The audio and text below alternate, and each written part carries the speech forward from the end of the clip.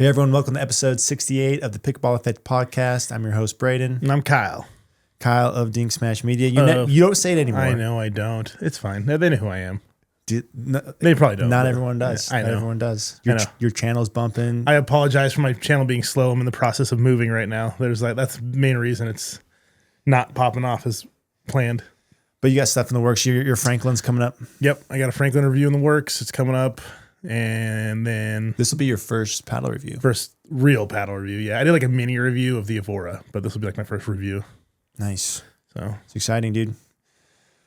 All right. And then we have our usual segments today for weekly update. 3.0 to 5.0 is Kyle's today. I was looking at that. I like what's you got going there. Kyle's Corner, some MLP trades, some local stuff again. Dude, like the amount of news that comes through Pickleball is absurd to me. How we have topics for every week just baffles me every time. I remember when we started, we're like, we got to come up with stuff every week, but it's easy. But even local news is like keeps coming in. Yeah, like that. And it's like the dead. What's fresh. funny is like it's the dead of winter, and this is like coming through the news. Right. I'm like, I guess that's the good time to push this drama through the news. Yeah. Then we have some clarifications for some UPA stuff. We keep learning more and more as we dig I got more into this. the rule book, and I want to talk to Jason about some of this because I do have one question about something in this segment. And then for Paddle, Babble, and Gear, we have I want to compare the 11.624 series. Just talk about the differences between Power, Jelly Bean, All Court. Excuse me, because it used to be more distinct between them, and it's not as distinct as it was because of some changes they made to their All Court series. So we'll talk about that. And then I want to talk through the new Engage Pursuits that came out, at least give some first impressions there. So I got all those paddles this week, and I've seen some other people starting to get those come in as well.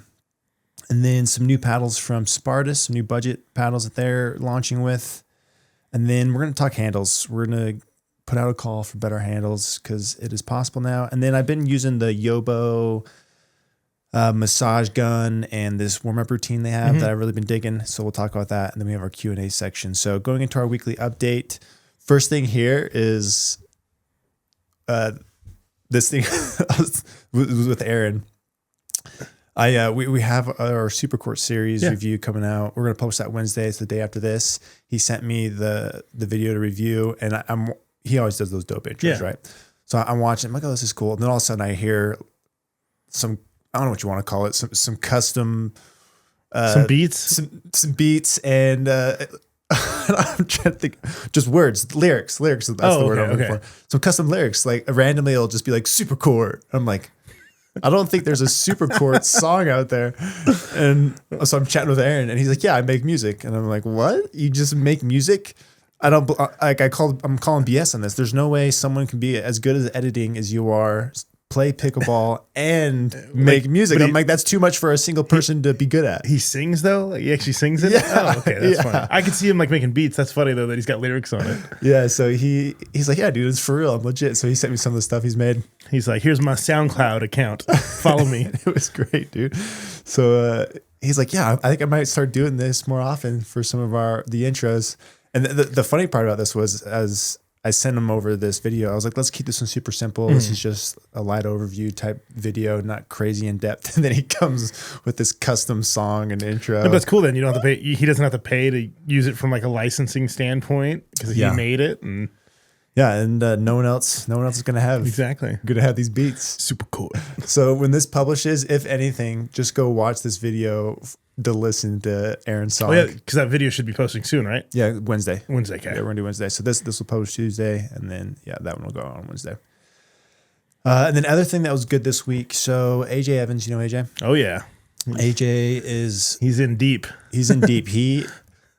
He's a big time paddle nerd. Recently, like in the last year or two, he's really gotten into it. And so every time he's always at the Flying Pickle. Whenever I go to the Flying Pickle, he's always there. So he'll come chat with me for a few minutes. We just talk paddles. And earlier this week, I was just getting into this bad headspace. I was just overwhelmed and just trying to think of ways I can be more efficient and get more help. Because I've just been doing this for so long on my own with so many things. But then you've come on board. You've helped take some with some things. Aaron's obviously helped a lot, but I still feel like there's a lot of things I do on my own when it comes to the paddle testing and whatnot. So up until this point, when I'm testing paddles, I'll schedule regular drill sessions with people. Yep. I'll play games. I'm always swapping out paddles, and that's good and all, but none of those events or things I do are with the intention of, or like the person I'm playing with is testing the paddle with me. It's a drill session. We're trying to get better, and I'm just swapping out paddles, and I'm not always getting the looks and reps I want with the eye of trying to test the paddle and get a feel for it. And so it takes me longer to get a feel for a paddle doing it that way. And I was like, I got to be more efficient here. I have too many paddles. I need to get a better feel for more paddles and go into these testing sessions with my partner knowing that the goal of this session is not to improve. We're not drilling. We're just getting a feel for the paddles. And so I messaged AJ and I was like, hey, AJ, will you test paddles with me once a week? We just meet Fridays. We'll go hit for an hour and just go through the week's paddles. What do you say? And he was all over it. Yeah. And I was it's like, sign me up. Yeah. So he was all over it. We did our first session last Saturday morning and it was awesome. Like it was so good. We've kind of done this a little bit. But you're busy. You got a full-time job. You got the kids. And so I feel bad asking you for stuff like that. And anyways, so we did this session. And it was fantastic. And it was so good for a couple of ways. One, we're cooking through paddles. We're hitting shots. I want to dink with that. I want to hit resets. You pick the different shots and you're getting a full look on each paddle you test. But it's also nice to see the ball come off his paddle. I can tell if a ball is coming faster or slower when he's using them too. And then he's sharing thoughts. We're stopping in between. We'll hit for 10 minutes and then we discuss and kind of just hash out our thoughts and articulate how we think the paddle plays. And it was fantastic. And I'm just like, how have I not done this yet up until this point? And so big thanks to AJ, because we're gonna be real good buddies. He's the moving man forward here. He always, every time he's at Flying Pickle, he's like, hey, what you hit today? He's always peeking. So you got anything in the bag? He's always peeking. He's so good. So when I first started playing pickleball a handful of years ago, there's some local courts here at Midway. I didn't know anybody. I had just moved to the area. I showed up and just played one random night with some people, met a couple people, and they're like, yeah, there's some people that usually show up Saturday mornings. So I showed up that next Saturday morning and AJ was there. And unbeknownst to me, I didn't know at the time, he set up groups he'd get it like 8-12 people. They do 3 courts and just do like a king of the court thing, but I didn't know what they were doing. So I went and sat down. I was like, hey, I want to play, but I didn't like talk to anyone. I just sat there just kind of hoping they'd invite me. And someone came up to me like, hey, this is an organized thing. Sorry, you can't play with us. Have fun sitting there. I was like, oh, and then I just left all sad. And it wasn't AJ that kicked me out though, but that was, I just remember AJ setting those up and I eventually got invited to those groups and started playing. And anyway, AJ was there from the beginning, but he wasn't a paddle nerd then. Neither was I. And we both come a long ways there. It's funny. I feel like we all have some of those stories of getting like iced out, like in the beginning. Yeah. Like I remember, like for me, Willow Lane was kind of the big hot spot for pickleball. And there was like an older group of gentlemen they were probably 4.0, 4.5s. Like they were solid and they would not let you touch a game with them. Like it was hilarious. They would just like ice you out. Yeah, it gets kind of that way when you're new and you don't know anybody.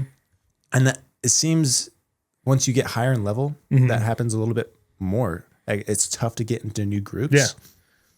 And it gets a little more clicky. Yeah, it's funny because even at like 4.550, there's still those now there's even more there's the groups that you gotta like break into. But no, I mean there's obviously certain scenarios that's better to meet new people. Yeah. Just random like organized open plays.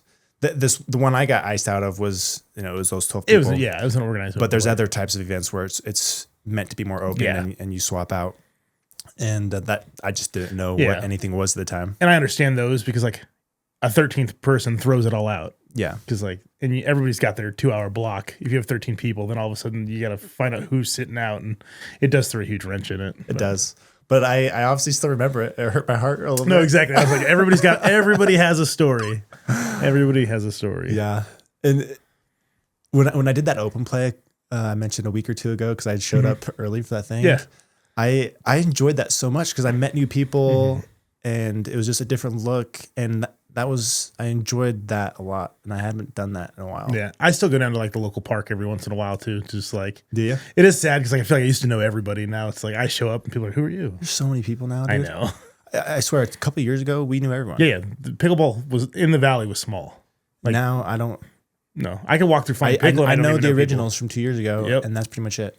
Yeah, It's wild. Flying pickle is so busy. It's so at all hours. at all hours. I test paddles at random hours, right? Yeah, And, wherever you can fit it in.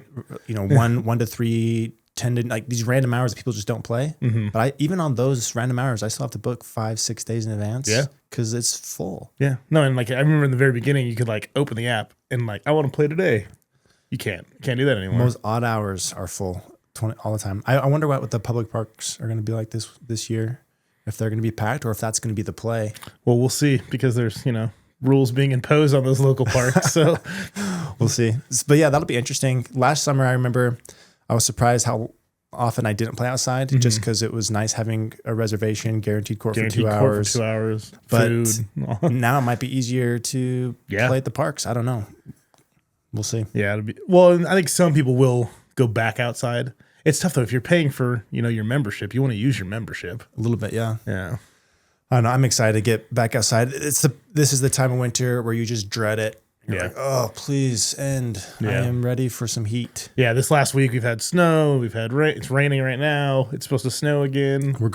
Vegas will only be 20 degrees warmer. Yeah, so I saw that. It'd be 60s. The YOLA event is this week. We are flying out Tomorrow morning. Tomorrow morning. So right when this publishes, we'll be flying. Yeah, we'll have just landed. Yeah, and so it's about 40-ish here now. It'll be about 60-ish there. Later in the week, though, it was 70s. I was like, we just missed it. We missed the nice. It's supposed to be not windy, a little bit of cloudy. Okay. So, but I don't think are we playing outside? Yes. So we're playing at that. So it's at somebody's house or something. Yeah, so it's a 10-year-old YOLA Pro's parents' house that has 2 courts. So I'm assuming they're outside. Yeah, they got to be. That'd be.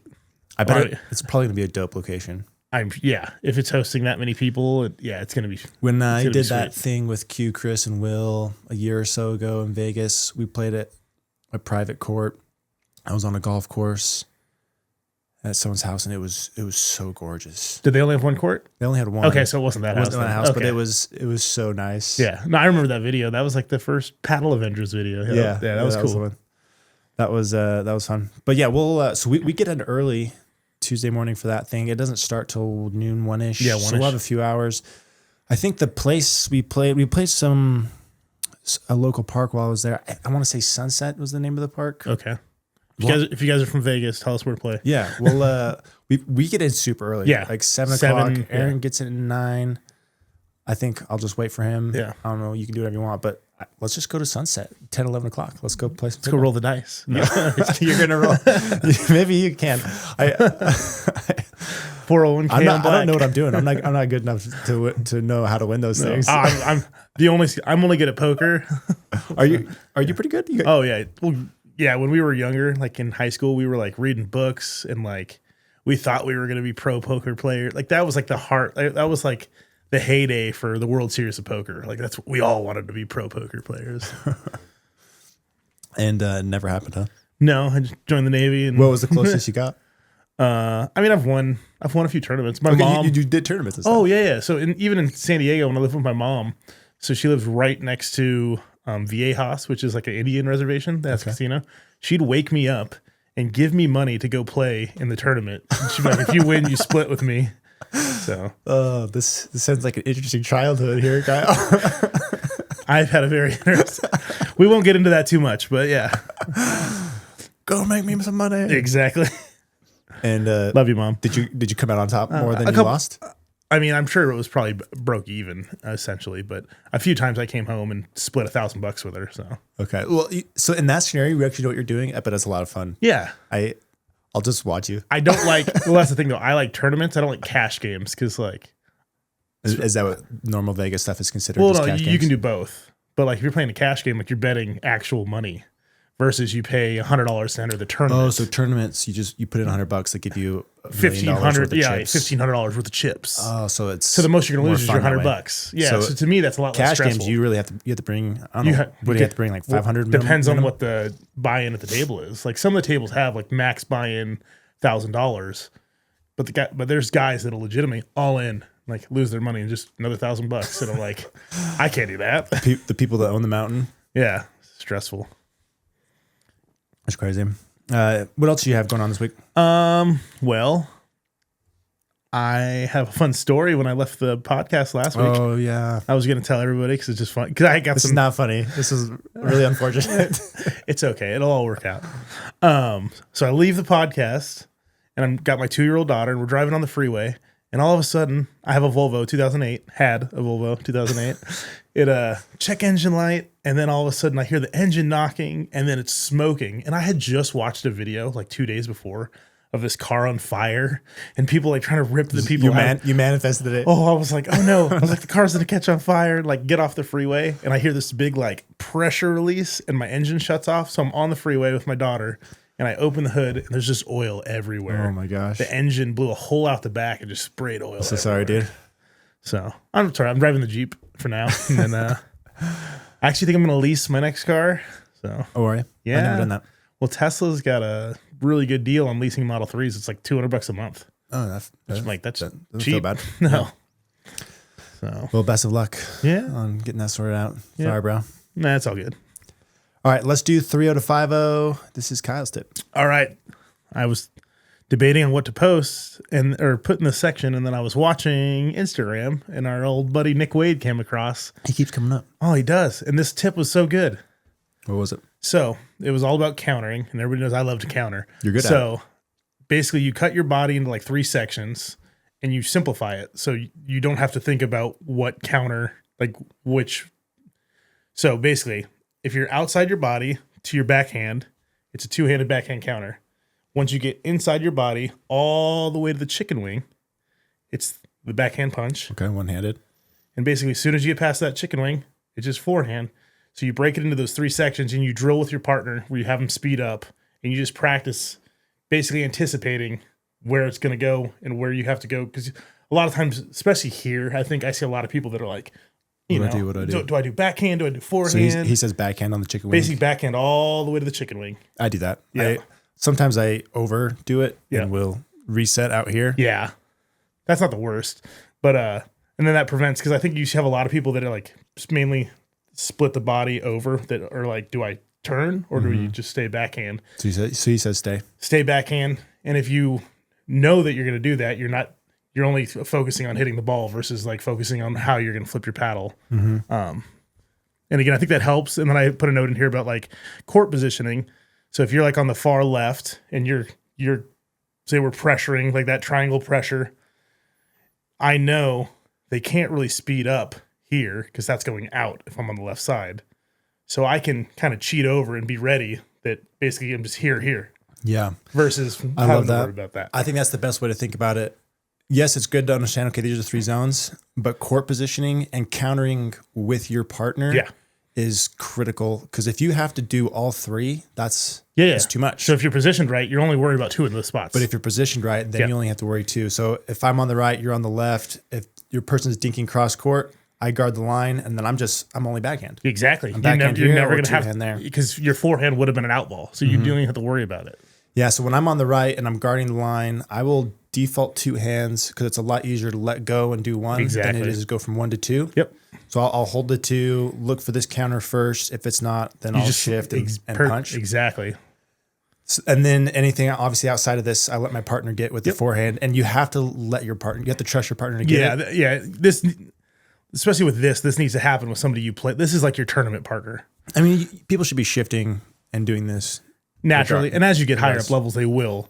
But if you go to the park, you're going to, there'll be holes there. But if your partner doesn't cover that, then and they expect you to not lean so far line, then all of a sudden you have all 3 spots you have to protect, and that's really hard to counter. Exactly. So countering as a team is crucial, and then same thing on the opposite side.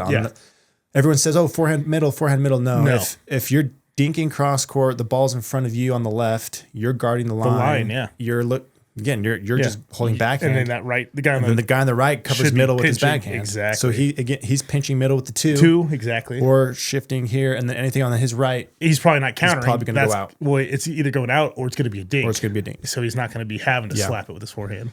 Yeah. So countering as a team is so critical. It is. And reducing 3 zones to just 2 zones. And that's part of the reason I like dinking wide is because it's a lot easier to counter as a team. When you dink middle, you'll see a lot of people say, "Oh, dink to the person's backhand in the middle." In the middle, yeah. And which is a fine spot to go to, but you have to be careful with that left sider coming in, speeding that up. Because when a speed up from the middle, they have basically all 6 zones. They have that. They have open. It's coming back in that. Well, it depends on where in the middle, but yeah, if it's short in the middle, they have it all. If it's penetrating, they have like that V. Yeah.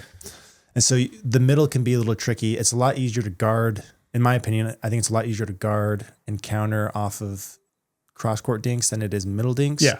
But middle dinks obviously have their place, and if you use those right, they could be super effective. But it can be more difficult to counter middle balls, middle dinks, because they have more options. Yeah. But yeah, I love that, dude. Yeah, the 3 zones, take it away to minimize that to 2 zones with countering as a team.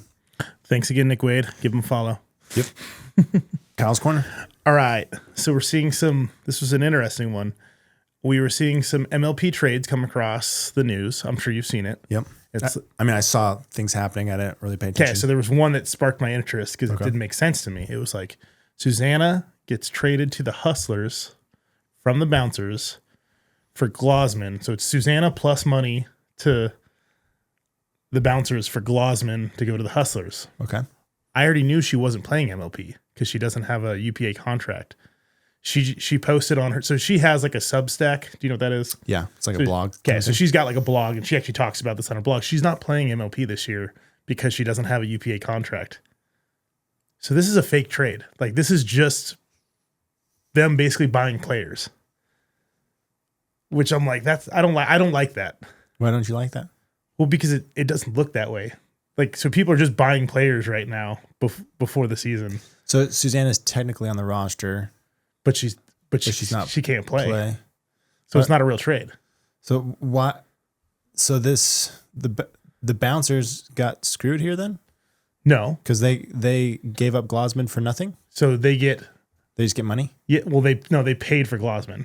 Oh, so it's Susanna plus money. So basically, it's money. For yeah, Glosman. Exactly. They're just like buying. There's a lot of, and it's a lot of women. But we did see Howells is actually going to get to play MLP, so he must have signed. UPA he must have got some MLP only type deal because apparently he can still play APP as far as we know and PWR. So he must have a good agent. So Susanna's not doing MLP because she's not doing MLP. If you sign a UPA contract, then it's just there's no APP. Yeah, that's the deal. Mm-hmm. She wants to. So and well, there's several ladies. I think Amanda Hendry is one of them. I think Yana is one of them. I think Jill Braverman's one of them. Okay. So like if we see any of them traded, they're not even playing. Cash stuff. Exactly. Which I just thought was interesting. It looks like more news than it actually They're is. trying to make it look like stuff's happening. No, exactly. When it's like this is an open spot. Here's some money. No, exactly. And so like I don't know if there's anything wrong with that. It's just like I feel like they're portraying it very differently. They're marketing it. Yeah, exactly. Okay, I understand now. Look at this trade. Okay, I see that. Yeah. So I thought that was interesting. All right, clarifications on some rules. So I was going through the UPA-A equipment standards, not because they had some of like that bullet point that was just like really short. But they actually have like a rule book that's probably 10 pages. It's not very long. This is just a paddle rule book, right? Yeah, this is not a pickleball. The equipment. Rules. This is like the equipment specifications. Like paddle can be this size. Yeah, this size. This. So there was an interesting part that the rule states no paddles may have removable items on them. And then, so this includes the face. So this affects reload. And I did see Nick from Reload talking to Jason on Facebook, like in open forum. It sounds like the reload's going to be out once they go to official certification, which is a bummer. Yeah, that seems silly to me. But it also means that I think the metal bone with the weights is going to be out. You know, now that you mentioned that, I saw a picture this morning of Fed holding his Adidas paddle and didn't have the weights on top. Exactly. So I wonder if they made a UPA-A weightless one. Exactly. So yeah, because those are removable, those can't be on there. The only things you're allowed to basically put on are tape, edgeguard tape, tungsten tape. We're safe. Yeah, tungsten tape, over grips, and it says weighted butt cap. But then there was an interesting part because we're, the slice test caps and the flick weights. We're like, well, what about those? And then I was reading any accessory that is put on the handle / grip is permitted, but it must be secured and covered by an over grip. Oh. And that's in the rules. So a slice cap would be fine, but presumably I don't know if the weights would be fine then. The flick weights and slice weight things, like the coins. The test cap. The coins I think might not be okay. Yeah. So I want to get clarification on that. But like to me, the way that reads is that those wouldn't be okay, but a slice that gets wrapped would be okay. I mean, those have just recently started gaining some traction. Yeah, they probably wrote these rules before that. I wonder if they wrote it before that or if they didn't. I wonder if they even knew about them. Yeah. So but they wrote it as if they intentionally ruled those out. Kind of thing. Well, and like the logic behind like the metal bone thing is kind of would be the same as those stickers because like they don't want the weights flying off at somebody. I guess, yeah. So I'm gonna try and get with Jason and find out just for sure because I do want to know. I want a full picture of the rules. Yeah, that would be interesting. I mean, the reload one in particular, a face sheet just flying off and just. Well, I don't know if that's why they made that part illegal. I think they're more worried about like. You throwing one on that has like extra spin, like mid tournament. I don't know. You can get a new paddle that's grittier. That's true. Well, but it was tested though. Maybe unless you could test each sheet, but then I feel like you'd have to serialize it. I mean, if you get your paddle approved that morning, you have to use that same sheet for the day. Then you get your paddle retested the next day. If you put a new sheet on it, fine. Yeah, I guess you could. I'm sure you could make rules to accommodate. You could implement something like that. You could accommodate reload. Yeah, we'll see. They don't have many pros. I hope they do because I think the technology's sweet. I mean, this would only affect the pros, right? Which is just Maddox. I think she's the only. There's one pro. Yeah, and maybe they just go make her a special paddle that has. And that's what the grid on it. I bet they do that. I would assume they do that if they have to. I mean, that seems silly, but probably not that big of a deal, really. No. All right, local news. Again, the lawsuit against Boise City about these. Courts. The saga continues. Well, yeah. So it just came out. Idaho Statesman released an article which actually names the plaintiff, and like now everybody knows her address and everything. But this is the person that's been complaining. Yeah. So the head of the lawsuit. So she actually quotes Carl Schmitz in the lawsuit. So I guess he actually has a thing where he wrote that pickleball courts should be placed no closer than 200 feet from a house. 200 feet. How far is that on like a football field? How many yards? Well, a football field is 100 yards and a yard's 3 feet. So that's, I mean, roughly. So roughly 300. So yeah, roughly a football field away. Okay. A little further, like 100 feet further. But her house is, I guess, 57 feet away. So it is. So it's pretty close to the court. I can just see her out there with like a measuring tape. So, but this is where it gets funny because I was like doing some research. There's an entire Facebook group dedicated to teaching these people how to get courts. So she's pulling tips from this. Yes. Go look at the feet. How far are you? So it's like pickleball noise relief, and they watch our podcast. So this is hi guys.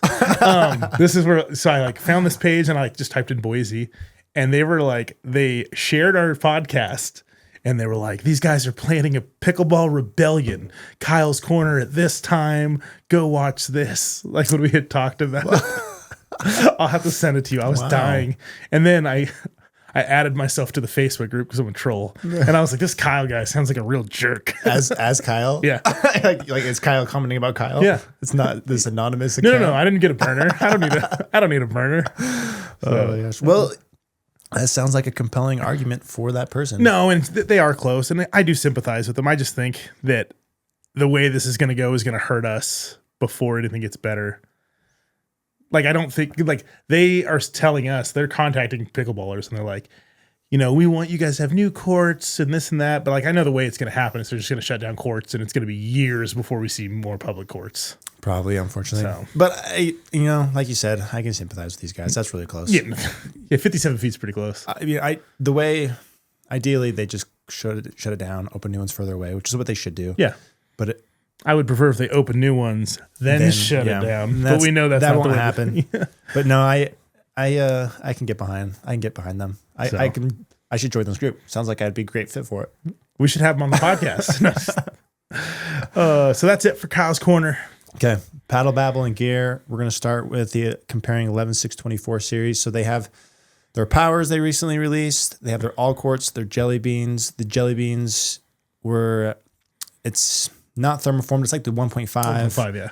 Has a CFC surface. And then they changed their formula for their all court. So it used to be fully thermoformed CFC surface. And in that setup, there was an obvious difference between the all court and the jelly bean. The jelly bean definitely played a little smoother, a little softer, though it still was more, I describe it as an aggressive control paddle. Okay. But now the all courts is also 1.5. So everything is the same other than the fiberglass layer is now the third layer rather than the middle layer. Okay. And intuitively you think, oh, that's going to mean less pop, more control, maybe a little more power. And it was kind of confusing. Like, why did you do that? And so I wanted to get a feel because I was nervous that there might be too much similarities between those two models to make it worth it. And so I testing with AJ, had all the models. We hit them all side by side. The power, there is a difference. There is a noticeable difference between the power and then the all court and jelly bean. It is a distinct series. Yes. It lives on its own. But we were hitting the jelly bean and the all court side by side. So I think I have them here. That's the all court. This is the jelly bean. So we're hitting these side by side. They're really close, dude. Yeah. No, and when we played Friday, I told you the same thing when you're playing with them. I was like, these two feel like they got a lot they got closer. Yeah, they got closer in the way they play. There's very subtle differences. It's what you think. You think you'd get a little bit more power with this as you swing harder with that deeper activation later. You do. You get a little more.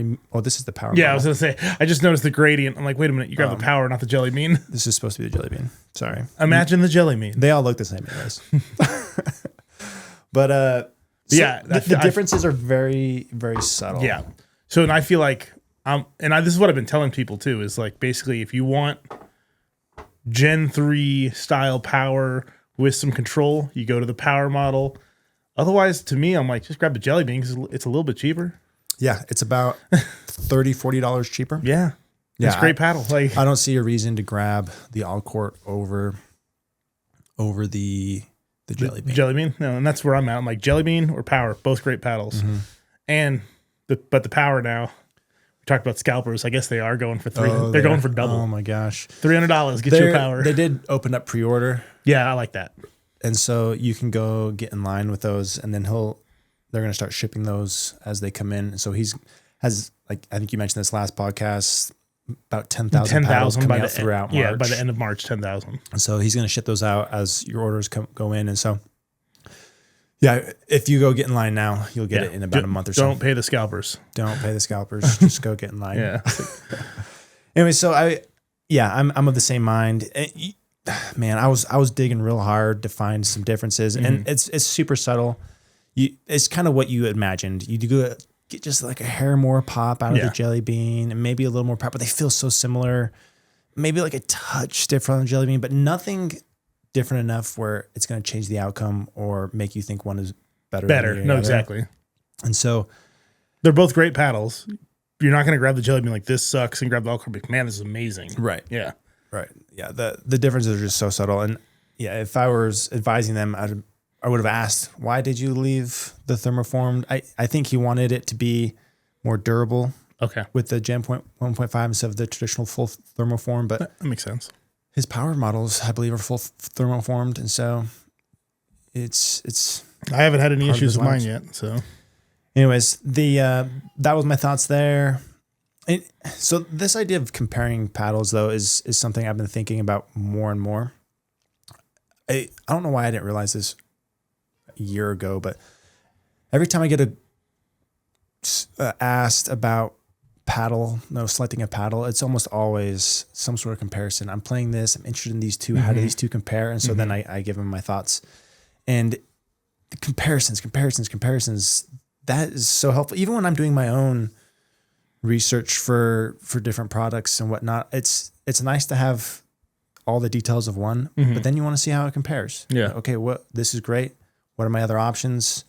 Prices, performance, and I need to do more comparisons. So I'm going to start doing more comparisons in my reviews. So I haven't started doing this yet. I'm going to start doing it. But in my video reviews where I'm just talking about one paddle, I'm going to have a section at the end for paddle comparisons. I'm going to start adding a paddle comparison section at the end of all my written reviews. I might go backdate some of the recent ones, some of the more popular ones. And then I've started doing more just bigger paddle comparison videos. So I've done a couple of those now. I have one coming like out. the hybrids. And so I have another one of those in the works now at the end of this month. And so more and more comparisons. And then I have a forum. It's not hidden, but it doesn't get heavily used. Oh, I forgot. Website. I'm on that. I haven't seen it. I haven't messed with it in a while. Yeah, I forgot it. You started that up. I'll get some questions on there here and there, and I haven't done a great job of trying to spark engagement and be really active in my forum. But I'm gonna start being more active on there, doing comparisons. So I used to do mini review style stuff on there, where I just give a short synopsis. Hey, I tried this. I'm not gonna do a full review. Here's my thoughts. It kind of just ended up being, these are the paddles I didn't like that much, and not doing a full review of. But here's some quick impressions. So I'll do some of those still. Do some of that still, but I'm going to shift more to just comparisons. So I may have 2 full written reviews of different paddles, and then I'll take those popular paddles and go do a comparison. So I just wrote one for the 008s and True Foams on my forum, and I'm hoping to give that forum a boost. I still like the idea of that forum because it exists on Google. The answers stay on Facebook and Discord and other places. It's really good for conversations, but it disappears. Yeah. And so I like the forum because it is searchable on Google. The answers stay there a long time. And so I prefer when people ask me paddle questions on there, because then when I answer it, other people can see the answer from it and participate in the conversation if they want to. So I'm going to try and stoke this forum on the back of comparisons and see what we can turn that into. But that was just this little revelation I had a little bit ago. I was like, I got to lean into this. And I think it could be a way I differentiate my reviews in some way. John Q does a good job with some comparisons. He'll throw in some of that here and there, but I want to lean to it a little bit heavier and really lean and focus on that for future stuff. So anyways, that's my thoughts there. Let's talk about the new Engage Pursuits. So they sent me 4 new models. At first, I thought these were brand new paddles, and then I finally put 2 and 2 together and realized that these are just new shapes of their Pro1 series. Got it. So they had their Pursuit Pro EX, MX for a long time. They made the updated one, and then, I don't know, 8 months or so ago, they came out with their Pro1s, but only in elongated shape. So these are the Pro1s, same build, but in a hybrid and a wide body. So let me pull up the numbers on these, because these are, oh no, don't make me sign in. I'm live, computer. I do like that some of these bigger brands are finally making some hybrids. Yeah, I think Engage is the first. I still consider them one of the bigger brands because I guess maybe they're one of the OGs. Jeez, this handle is like stiff. Do you like that ridge? It's not. No. Oh, okay, I was like, no. They use balsa wood. Okay, I was like, that's an aggressive ridge, and you can feel that pretty heavily. Yeah. We're gonna hold on to that thought. Oh, okay. We're gonna talk handles here in a second. I want to say because I don't get engages, so I don't hit them very often. Yeah. So the 2 hybrids they have 2 thicknesses in the hybrid. So they have the 12.7, which is this one, and they have 15.2, which is this one. They used to advertise their paddles as 16 and 13. I wonder if they've always been this thickness, but they just advertised it as 16 and 13, and they're now coming out and saying this is the exact because that's what PaddleTech does, and it differentiates them a little bit maybe. Yeah. And so on the hybrids, where are we? The swing weights and twist weights. That's what I'm looking for. So on the thicker hybrid, it's 111 swing weight, and then 101 on the 12.7. So it's like super light. Very low. Same thing with these wide bodies. 113, surprisingly, it was heavier than the hybrid for the thicker core, and then 105 for the thinner. So particularly the 12.7s, these are extremely light. And then the twist weight measurements were just okay. So the 12.7 was 5.5 on the twist weight, which is a bit rough. So they're not using. It's also very, very light. They're not using any perimeter. They put weighting. a tiny bit of foam in them, but when you dissect them, it's hardly anything. I don't know if there's a reason. I don't think it changes anything. Got it. But yeah, they don't do the beads or anything like Paddle does. So but that paddle's also a 101 swing weight, that 12.7 on the hybrid. So the numbers aren't ideal. Other than the wide bodies are strong on the twist weight. The twist weights. The 7.6 for the thicker. Okay. And then 6.7 for the thinner. That's to be expected, right? Yeah, they're going to be higher. And then I ran the power and pop on these. The power and pop on the elongated was pretty good. Like it wasn't tier 1, it was tier 2, 3-ish, a little below the Paddle Tech, kind of the power range of the power series of 11624. Okay. Oh, that's not bad though. No, they're definitely more power oriented. Yeah. But when I ran the numbers on these, they were super low. But the percentiles on both pop and power were 30% or less. And I was very surprised. And I think it could be attributed partly to them just being so light. Like this 12.7, 101 is really, it's too light. It's just too light. And so I put 6 grams on each side with the new tungsten strips. I'm obsessed with. I've been using the. You like them? Well, it's just super convenient. I'll have to give you more. I'm just like, oh, it's super quick to add weight. I'm just like, yeah, it's nice. And that just changed the paddle. I need to go run the numbers because all of a sudden it feels poppy, it feels powerful, and more of what I expected when I first got them. And then the thicker models, they just like the Paddle Techs. They're 14 point whatever, 14.3s. They're good, but they don't stand out as much as the 12.7s. I think you could just go get a more powerful thermoform paddle and it will hang with the 14.3s. Same thing here. These 15.2s, they just don't give you enough offense to justify what you lose in stability because these are Gen 1 style. They're not thermoformed. Yep. They're just classic Gen 1. They have their own little unique core that gives them the power. They're probably doing that black core or whatever, the same thing that Paddle Tech does. It's something similar to Paddle Tech. I don't know if it's the exact same, but whatever Paddle Tech's doing, they have a variation of it. They give you a little more juice than your typical Gen 1, right? And anyways, I don't think these thicker cores are really going to be worth it. I just don't think they stand out enough. You lose forgiveness. It's crazy the difference in forgiveness you can feel between this and a thermoform style. Thermoforms just perform better there. This brings up this is something I've been thinking about a lot lately, especially since the Franklin came out, is the numbers with its stock. Like, was this meant to be weighted up?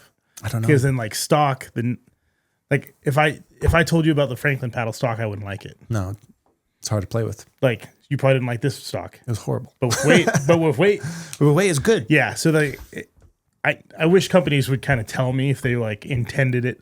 Are they doing it by accident, or do they want you to add weight? Yeah. Or I mean, at this point, since they're going to release these come out end of this month. So you might as well throw weight on it as soon as you get it. Yeah, and if I'm engaged, you might as well pitch it as intended for weight because even if that's not what you meant to, you might as well shift and say that this is meant for you to customize because it didn't play very good stock. But the 12.7s with weight, I do think all of a sudden is more unique. Got it. This is still not as juicy as a Paddle Tech, but it's ballpark. And so, and it's a hybrid.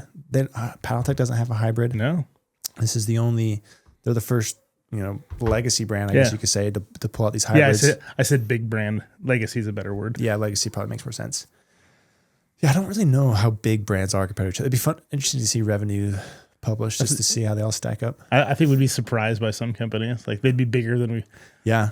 If I were to guess top 5, you got Yola Selkirk, obviously. Who do you think's number 1? If you had to pick number 1, just in pure revenue? Yeah. Ooh, I mean, it has to be one of those two. I feel like it's got to be Selkirk. I know people probably argue, but I still think it's Selkirk. Yeah, they sell a lot of paddles to a wide array of levels. And they have a ton of accessories. Yeah, they sell more than just like paddles. Nets and clothes. Yola started doing all that. Oh, yeah. No, they have. Franklin started doing it too. Yep.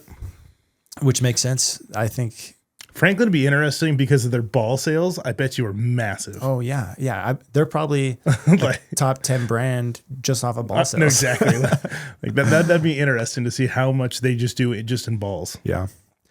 Anyways, these paddles are very expensive. I think they're staying at $260, and it's, man, when you get up to this $260 price, That's the made in America price, though. Almost everybody made in America is right around there. you know, maybe that's part of it, but even then, I mean, if that's a big factor for you, Yeah. right? Then you're gonna. I know pay, some but- people that's near and dear to their like. I've met plenty of people that are like, I'm only buying it if it's made in America. Yeah, But you're gonna pay a premium that you could get a better paddle or equal paddle cheaper. yeah, and so yeah, but I there might be, I need to play with them more, but there might be an argument for the 12.7s with that price tag, with the Gen 1 style, maybe increased durability. There could be some unique characteristics with its power and pop with the weight added. Not so much on these thicker models. And then their wide bodies, dude, they're sticking with that super short handle. I was disappointed. It's a little stubby. Yeah, I have small hands. Oh yeah, I have really small hands. That's too small. you can't even get 2 fingers on there. No, like I'd have to like. Yeah. I mean, I always put one finger up here No, anyways. I do too. But like I can't put my hand on here and get my. You can't even get 2 fingers on there comfortably. So Where's the other way? that's just a little too short for me. Yeah, it's super short. And that's just, I think I can squeeze 2, but that's really uncomfortable. That is just outdated. There's not too many people that prefer that width, and or that length. You can go another 1/4 of an inch, 1/2 inch, and people who don't play 2 hands, there's still plenty of paddle face there, and then you can accommodate both styles, but 2 hands is just so prevalent now. Well, I was going to say, I do think this is kind of like an older way of thinking where not as many people were hitting 2-handed backhand. So any size hand, one hand is going to fit on there. But now everybody's hitting a two-handed backhand. Yeah, it's incorporating a lot of, I mean, not everyone, right? But it's definitely prevalent enough, and it doesn't hurt to go another 1/4 of an inch, 1/2 inch. Yeah. The people who play one hand aren't going to be too grumpy about Or that. at least change the way it flares to get that extra. Maybe. Yeah. Yeah, and they sent me some infographics that said that this handle length is now 5.25. I was like, I saw you. yeah, I was complaining about this in the Instagram channel. I was so pumped. I was like, yes, they did it. I'm so happy. I think every review I've done for these guys for the last 3 years, there's always a clause. I wish Engage would make a longer handle on this wide body. And I don't think I'm the only one that's added that. And I thought they did it. And then they said it to me. And when you measure it, it's the 5.25s just under this handcrafted in USA sign. I'm like, wow, that was so a man. that was a more man generous. definitely A man that. measured that. It was measured in man inches. That's exactly what it was. Oh, that's great. Anyways, I need to play with them more, but first impression is maybe the 12.7s, they could be worth it. I would pass on the other ones. But jury's still out there. Okay, next ones, we have Spartus. So Spartus really put themselves on the map this last year with the first with the Apollo, and then the Olympus. Yep. And now they're coming out with some budget paddles. So these, I'm killing them. What? Should have wrote down the date of when they were released. They're making a budget play here. So these are going to start at $80. Whew. And I think they're trying to beat the Prism is the target here. They even look like the Prism. Like the design looks like the Prism, the Flash or whatever, right? Like where the writing is? Right. A little bit. A little bit. Yeah. A lot of it. Looks like a different type of carbon though. So they did. Yeah, I don't know if this is a peel ply. They did advertise as something a little bit different. It looks a little different. And that was one of my points on it was the spin is a little erratic. Okay. When I was doing my spin test for it, typically you have a ballpark range it stays mostly consistent in. Mm-hmm. And you're going to have some outliers if you hit a batter or whatnot. Yeah. But with these ones, it was more jumpy than normal. So Okay. you had some spike that were really good, but you also had some lows. So it was a little more up and down versus other tests. So on average, it was on par with other stuff. Okay. But it was more spiky, which was just an observation I made about the spin. When I look at it like against the light, it almost looks like horizontal. Yeah, I'll have to go look at their marketing, what they call it, but they are doing something. We got to get somebody with a microscope to look at it. And so when you hit them, very plush, very soft, definitely that control. I think it's a Gen 1 style, 10 millimeter cells, some sort of composite fiberglass blend face. Okay. but I wasn't getting much power and pop. Definitely control style. It doesn't have foam injected around the entire perimeter. It's targeted here and here, which I thought was cool. That's and then smart. when I took off this grip, because I wanted to look at their handle because they're doing something different, there was actually lead strips on the side. So they had some weight down here. Weight in the hand. Smart. Yeah, I don't know if they did that for the Odyssey, but they did that for the elongated. This is called the Orion. Smart. Yeah, but they're being really intentional with the weight, which is great. And they're balanced well. They felt comfortable there, but you definitely control oriented. I just playing with them, I was just like, okay, these are good. Like they're fun. Like $80, great deal. Yeah. I don't know if this beats out I don't know if this beats out the Jelly Bean. I don't think this necessarily beats out the Prism Flash, but it's definitely among them. I was going to say, even if it doesn't beat out, if it's along the same lines, Yeah. then And I do like the weight, and this handle's cool. And I like the fact they put weight in the handle too. That's pretty interesting. Yeah. So they obviously messed with some different setups and they landed on that. But anyways, I thought they played good for, it's a control style. I think they were wanting or intended to make this more all courty so that it differentiated itself a little bit more from those others. But I thought the Jelly Bean, because I had a Jelly Bean with me. Yeah. I thought it was more offensive than this was. And so depending on what you're looking for, if you're looking for that true control type paddle, I think this Prism Flash are going to be good options in that area. And they have two shape options, which is nice, that the elongated and then the hybrid. But the other thing I want to point out was it's a molded handle. Yeah. I like that. On an $80 paddle. On an $80 paddle. Then we're getting, $260 paddles with. Let's talk about handles. Break your mic in half. I know, I keep smacking it. Okay. Two paddles recently have come out with this molded style. So you have this $80 Spartus that has it, and then you have the all court 11624. 11624 is gonna push this across all their paddles. Okay. But this was the first series they're launching with this molded handle. Feel how nice that is. Oh, the beveled edges feel good. Yeah, that's really clean. This molded handle is cleaner than this one. Yeah, they're different. This one is not quite as smooth and flush, but the shape is still there. Yeah, it still feels good. This one feels good too. It just doesn't. It's not as smooth as that one, but it still feels really good. Yeah, this one's a little more crisp with the lines. This one is very similar, but a little more rugged, I guess is the word for it. But I would still take this over this. Oh, is that squishy? Yeah. Ugh, yeah. So many paddles have these foam inserts. Some have plastic inserts. Yeah. But when you have these either foam or foam in particular, I'm not a fan of just because it breaks in and like it does. It kind of builds grooves, and I don't like that because it's so soft. You can push in with your finger. Oh yeah. And that stays there, and that becomes an indent. Yeah, it's just like memory. And so I've never been a fan of these foam inserts. I've always appreciated harder inserts there. I think a lot of people put these foam inserts and advertise as vibration dampening. Got it.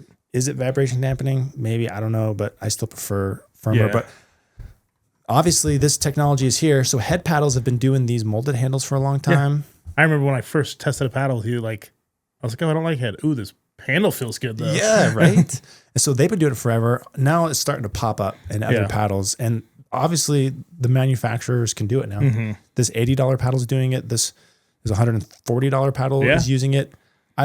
Every brand needs to switch to this. This is a call for every brand to do a molded handle. Do a molded handle. We just had a $260 paddle that had a handle that was like jagged. Yeah.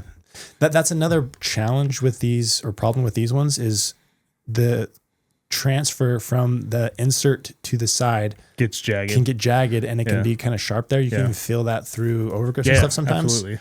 Some companies do it better than others, but you can feel that. And so this is so much smoother. It's cleaner. You can tell that it feels better when you hold it. And so I don't see why every brand shouldn't do this now. No, definitely. Or at least go ask your manufacturer if they can. And if they can't, tell them to figure it out. Or get a new manufacturer. Get a new manufacturer. But yeah, this is a $200 paddle. This is a great paddle, but I don't like the foam. Wish I had a molded handle. Yeah. Maybe this is new, recent. I don't know, but I think everyone needs to go get molded handles because this is the superior way. This has been said across all sorts of channels for a long time. An easy innovation, an easy thing to get better is handles. Handles, yeah. And so it's here. The technology is here. The manufacturers are making it. Preferably go make this one. I don't mind this one. This is better than the foam, but this right here is pristine. Yeah, that looks good. It's clean. So hopefully more brands adopt that because Feels good. All right. That's my I like it. That's my your call for that's better your handles. that's your paddle rant. That's my paddle rant. Justin will appreciate it. Okay. Last thing I have for paddle babble Yobow. is Yobow. Let me pull this out. So, have you heard of Yobow? I have seen. I've seen it.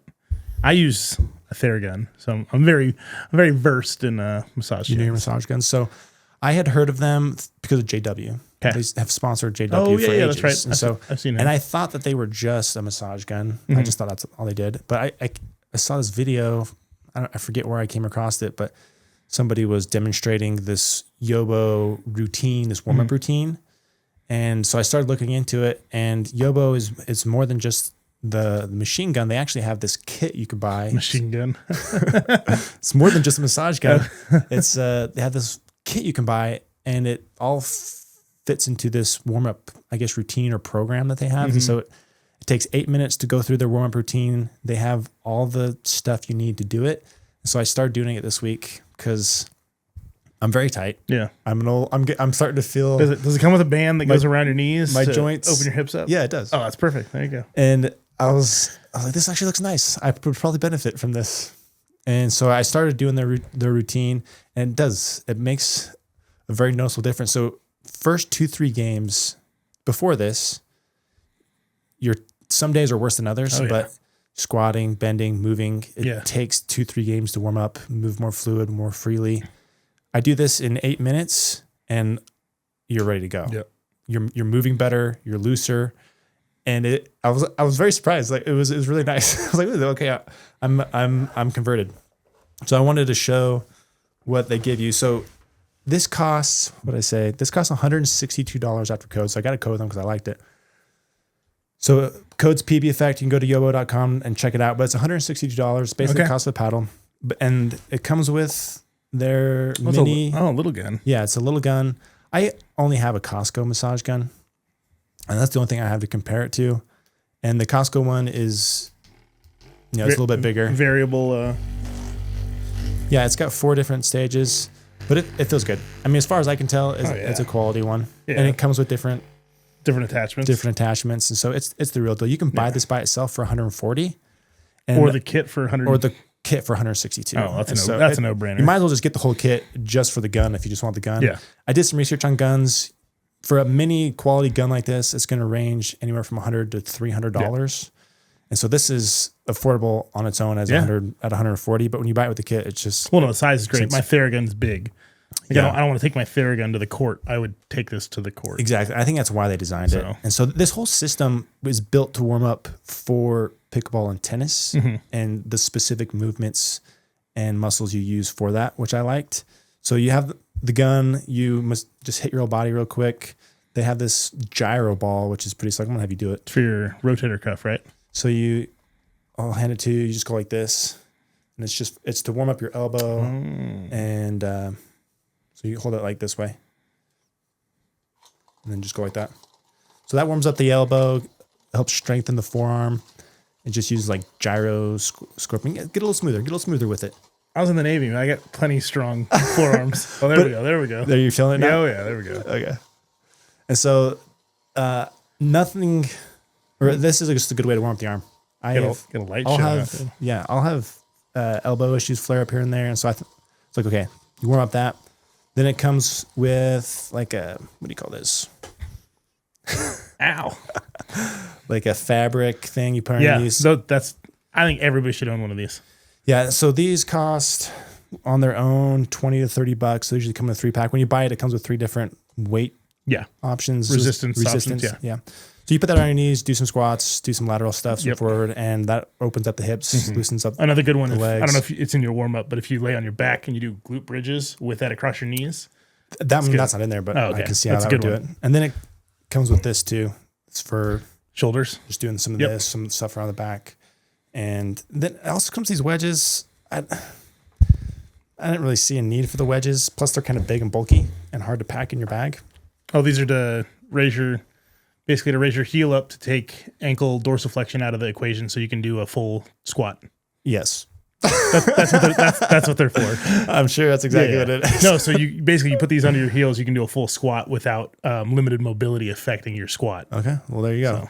These come with it. I haven't been using them. No, Sounds like maybe I need to. Yeah, you should. You should. I have a different brand, but I have those. Those are great. And anyways, it was really slick, and it comes with a bag, so you can put all into your Pickleball bag. I ended up ditching that. I have this packing cube from ADV. Did that come with your bag?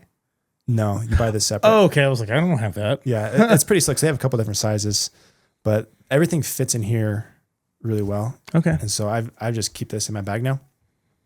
But I was like, this is sweet. I really like it. And when you look at the price, if I were to go buy everything individually, it would cost more than $162. Yeah, that's not a bad price. So it's a pretty good deal. Do you have a code on top of all that or no? So it's 162 with code PB. Oh, okay, it's with the code. Cool. But I'm gonna keep using it, and I'm a fan of it. Yeah. And I might make some other videos around it because it makes like you only get 2 hours to play, right? And it's more fun when you're firing all cylinders earlier, because then you get to play the whole full 2 hours instead of warming up. Using the first two games as a warm up. I mean, how many times have you heard after the very first game, walk up to the net, good warm up, and then you start playing, right? Yeah.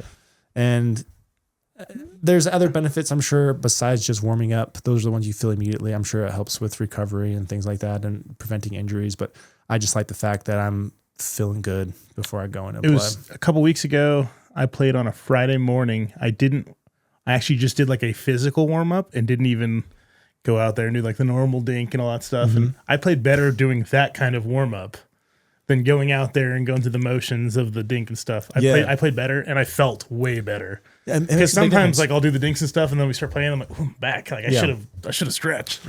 Yeah, the thing that takes the longest for me to get going is the legs, getting down, and then the lateral movements. It takes a minute to get loose. And the even if you don't go buy this thing, I just like that it's organized. It gives you tells you exactly what to do. All the movements are built for pickleball. It's all the stuff. It's just intentional, and I like that. And I like being told what to do sometimes. Yeah. Nice. No, when you have a plan, it is much easier to follow it than for you to just like create it in your head. Like, but if you don't go buy this, you should be warming up regardless because it does make a difference. Okay, that was my rant for that. Thought it was sweet. Q&A. Kung.Kenneth. With the pace of play getting faster, should you prioritize driving, reset, or reset drop shots? What do you say? Oh, man. I think if you have the ability, driving the third and dropping the fifth is super important. Drop shots still have you prioritize drives over drops? No. You just said that you have the ability. I'm torn because everybody thinks that you don't need drop shots anymore, and they just want you to tell them that drives are more important. You still need to be able to drop. I think driving the third is a big deal now, but you're going to need to drop the fifth. Yeah, I think what you're trying to say is it depends. It does. But everybody hates that answer. It depends. Everyone hates that answer. It depends. But in a lot of strategy and shot selection, it's very much it depends. A very good example of this is watch Ben Johns. Does he not hit drops constantly? He drops the ball all the time. Yeah. I went through a phase where I was driving everything, and I will now drop more than I drive for a couple of reasons. Because everyone's more aggressive, they like to attack that drop shot. Yeah. And I like it when they do now, especially if you hit a quality third, a good drop.